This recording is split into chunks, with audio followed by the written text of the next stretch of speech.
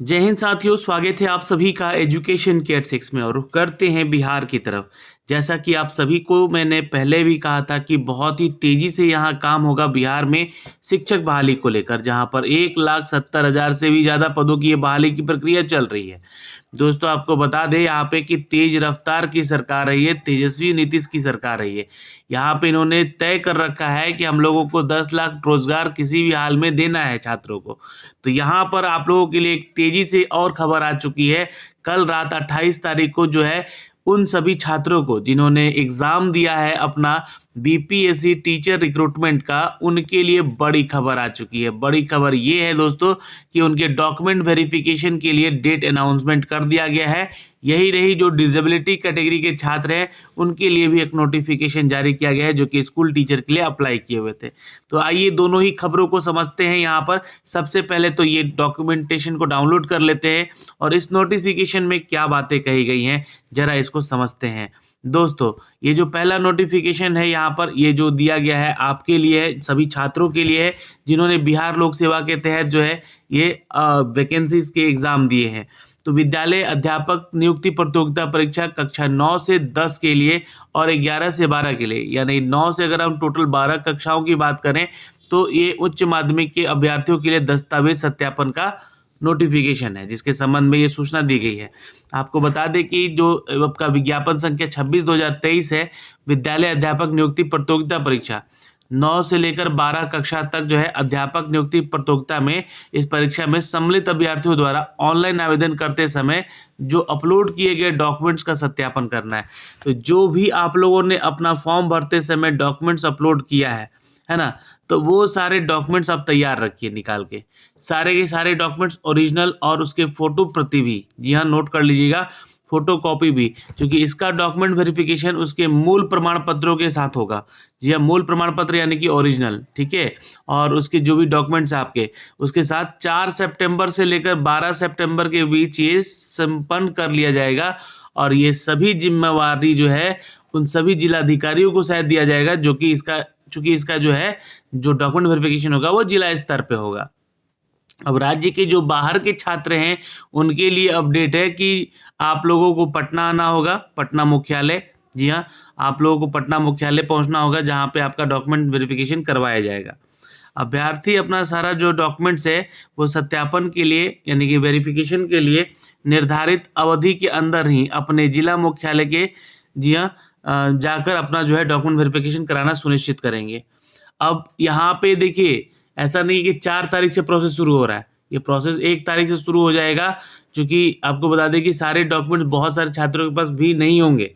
तो अब आप लोगों को करना क्या है कि जो जो डॉक्यूमेंट्स जो है आप लोगों ने यहाँ पे बनवाए हैं उसका लिस्ट निकालिए और उसको एक एक करके बाहर प्रिंट निकालिए। मैं अभी दिखलाता हूँ वो सारे डॉक्यूमेंट्स जो कि आपसे मांगे गए थे, लेकिन जो इसका जो दूसरा नोटिफिकेशन है उस नोटिफिकेशन को भी हम लोग यहाँ से पढ़ लेते हैं। देखिए, ये जो दूसरा नोटिफिकेशन है इसमें कहा गया है कि जो भी कक्षा 9 से 12 तक के छात्र हैं और वो दिव्यांग कैटेगरी से आते हैं यानी कि पीएच कैटेगरी से आते हैं, उनका भी प्रमाण पत्र का जांच यहाँ पे होगा, यानी कि उनका भी डॉक्यूमेंट वेरिफिकेशन होगा। तो उनके लिए डेट अलग से निर्धारित है। ये भी आपका जो है जांच कक्षा 9 से 12 के लिए होगा, यानी कि उच्च माध्यमिक और जो है माध्यमिक स्कूलों के लिए जो आपका शिक्षक बनने के लिए छात्र यहाँ पे एलिजिबल होंगे, उनका रिजल्ट देखिए 1-2 दिन में जारी कर दिया जाएगा, शायद हो सके तो, है ना। तो उच्च माध्यमिक के दिव्यांग अभ्यर्थियों का मेडिकल जांच यानी कि 1 सितंबर से शुरू हो जाएगा और ये 8 सितंबर तक जो है जिला स्तर पर गठित मेडिकल बोर्ड द्वारा अभ्यर्थियों द्वारा समर्पित दिव्यांग प्रमाण पत्र यानी कि जो पीएच कैटेगरी का जो सर्टिफिकेट है वो यहाँ पर उसके आधार पर दिव्यांगता की जांच होगी अभी आपकी, है ना। कि मतलब आप जो मान लीजिए कि किसी ने 40% का दिव्यांगता बताया है, किसी ने 60% का बताया है, तो ये किस कैटेगरी में आप आते हैं, या फिर किसी ने 20% का बताया है, किसी ने 10% का बताया है, तो ये किस कैटेगरी में आप आते हैं उसकी जांच होगी यहाँ पे। और जो चीज़ें आपने वहाँ पे डाली है अपने डॉक्यूमेंट में फॉर्म भरते समय वो जांच होगी। यदि विशेष कारणों से दिव्यांगता की जांच जिला स्तर पर की जाएगी और गठित मेडिकल बोर्ड से संभव नहीं हो तो ऐसी स्थिति में वैसे दिव्यांग अभ्यर्थी जो है आईजीएमएस या फिर पीएमसीएच में अग्रसरित करेंगे, है ना। अगर मान लीजिए कि आपकी जांच होगी यहाँ पे और उस कैटेगरी में आप नहीं आ पाएंगे तो फिर है जो आपको ये भेजा जाएगा इस यहाँ पर IGMS और PMCH में ये जांच के लिए। राज्य के बाहर के अगर अभ्यर्थी हैं आप, दिव्यांगता प्रमाण पत्र यहाँ पे जांच करवाएंगे तो ये आपको IGMS या PMCH ही जाके करवाना है, ठीक है। आपका जो है ये कराया जाएगा वहीं पे आपका, ठीक है। और दिव्यांग अभ्यर्थी अपने प्रमाण पत्रों की जांच गठित मेडिकल बोर्ड द्वारा निर्धारित तिथि तक कराना सुनिश्चित करेंगे, ठीक है। तो यहाँ से ये जानकारी दी गई है दोस्तों, जो कि कल रात इसको अपडेट कर दिया गया है। अब लेकिन देखिए जो आपका नोटिफिकेशन है, अब देखिए आपके पास जो है क्या क्या डॉक्यूमेंट्स होना चाहिए, ये मैं आपको यहाँ से दिखला देता हूँ। पहला तो आपका एक पहचान पत्र होना चाहिए जिसमें कि आपका आधार कार्ड हो, पैन कार्ड हो, ड्राइविंग लाइसेंस हो।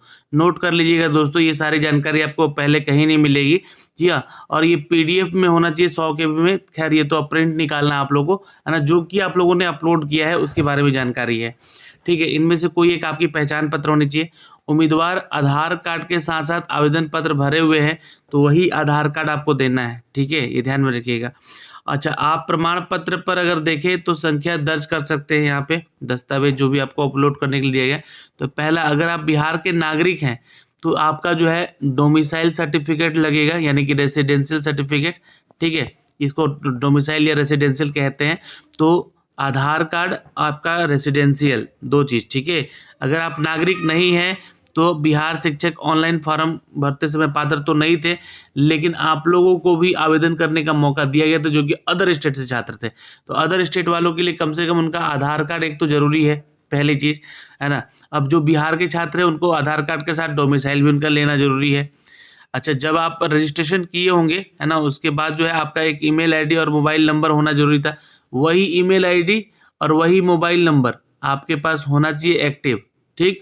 वहाँ भी उसकी जांच होगी, ठीक है।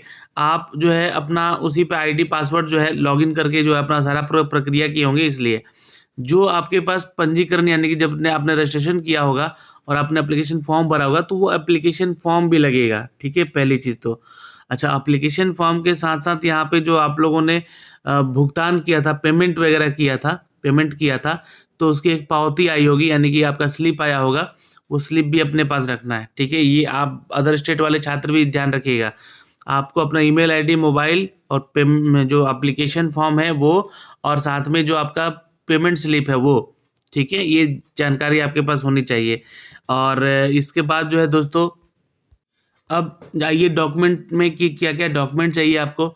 तो मैट्रिक का सर्टिफिकेट चाहिए, पहली चीज़, है ना। उसका एडमिट कार्ड और उसका जो प्रवेश पत्र तो आपका वो होना चाहिए, जैसे कि BPSC वाला।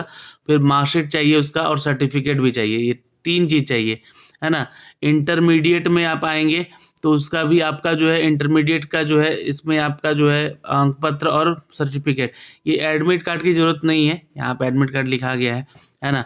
ये एडमिट कार्ड आपका होना चाहिए BPSC वाला, जो कि आपने एग्ज़ाम दिया है TRE का, वो एडमिट कार्ड लिखा गया है यहाँ पे, ठीक है। ये 3-4 चीज़ें हो गई आपकी। ग्रेजुएशन का मार्कशीट और उसका सर्टिफिकेट होना चाहिए। जिन्होंने PG कर रखा है उसका मार्कशीट और उसका सर्टिफिकेट होना चाहिए। तो ये सारी चीज़ें आपसे जो है मांगी जाएंगी। और जो है आपने अगर यहाँ पे BEd किया है तो उसका मार्कशीट और उसका सर्टिफिकेट भी आपके पास होना चाहिए। तो ये जानकारी है।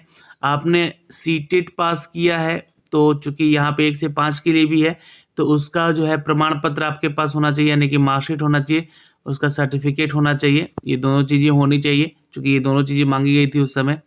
आपने स्टेट पास किया है, चूँकि CTET तो 9वीं और 10वीं के लिए नहीं लगता है, लेकिन सर्टिफिकेट यहाँ पे जो है आप लोग का जो लगेगा उसका स्टेट का, है ना। CTET की जगह पे स्टेट का लगेगा, जो 9वीं और 10वीं के लिए दिए हैं।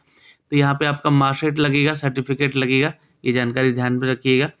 और आपने जितने भी डॉक्यूमेंट्स यहाँ पे देख रहे हैं वो सारे डॉक्यूमेंट्स के जो है ओरिजिनल डॉक्यूमेंट्स के प्रमाण पत्र भी आपको और मार्कशीट भी यहाँ पे जो है आपकी लगेगी।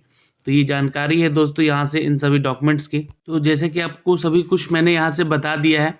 निवास प्रमाण पत्र, जाति प्रमाण पत्र, EWS प्रमाण पत्र, दिव्यांगता प्रमाण पत्र, ये आपके होने चाहिए। साथ में Aadhaar card, passport size photo, mobile number, ये सब आपका होना चाहिए।